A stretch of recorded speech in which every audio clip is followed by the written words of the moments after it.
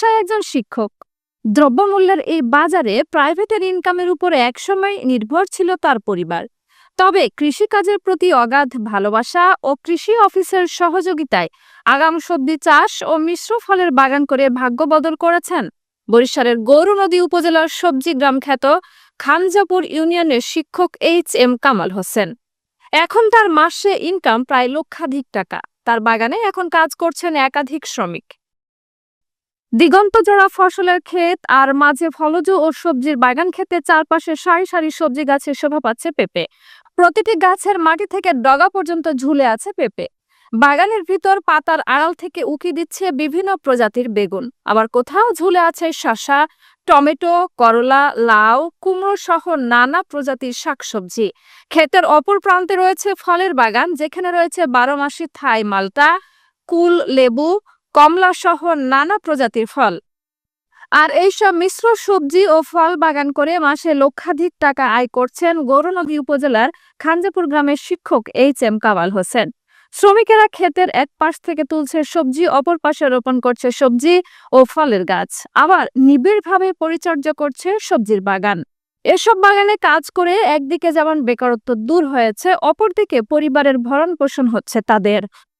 জি, আমাদের এই কামাল স্যারে ঠিক আছে, এখানে 4 বছর ধরে এই সবজি আবাদ করতেছে, পাশাপাশি ফল আছে, পেঁপে আছে, তারপরে মালটা আছে, কমলা আছে, বিভিন্ন আইটেমের আর কি চাষাবাদ করতেছে। তো আমরা এই জায়গায় 4 বছর ধরে কাজ করি, যার কারণে আমাদের এই জায়গায় যত বেকার যুবক আছে তার সাথে কাজ করে, ঠিক আছে, তার সাথে কাজ করে তাদের সংসার চলে ভালোভাবে। আমরা চাই আরও মানুষে করুক। 27 জন মিলে কাজ করি, আর আমাকে ওই জায়গায় 12 মাস এই কাজ থাকে। এই নিয়ে আমরা এখানে কাজ করি। এই কামাল ভাইয়ের কাজের উপলক্ষে আমরা এখানে খুবই সবাই 27 জনের কাজ করতে আছি, খুব ভালো।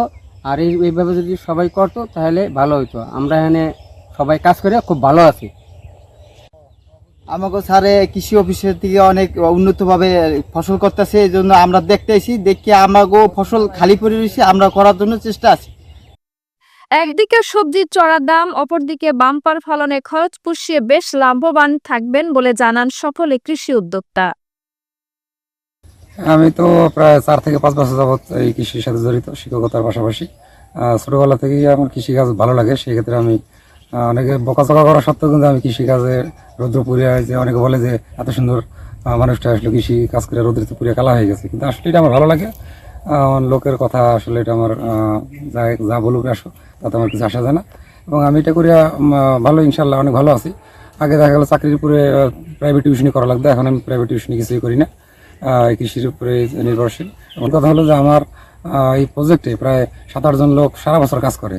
তো আমি কত লাভ লস করলাম এটা বিষয় না, যে আমার এই প্রজেক্টে কাজ করে মানে প্রায় 7-8 জন লোকের কর্মসংস্থান হইতেছে, এতে আমি অনেক খুশি।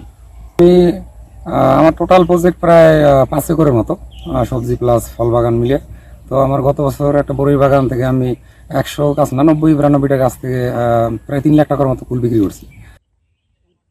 প্রথমে সবজি ও ফলের বাগান মিলে তার 2 একর জমিতে চাষ শুরু করলেও এখন 5 একর জমিতে তার ফসল ও সবজির প্রায় 30 প্রজাতির গাছ রয়েছে।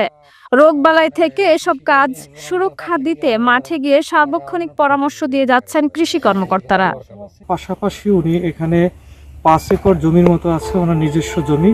এইখানে উনি শিক্ষকতার পাশাপাশি এখানে মিশ্র সবজি চাষ করেছেন।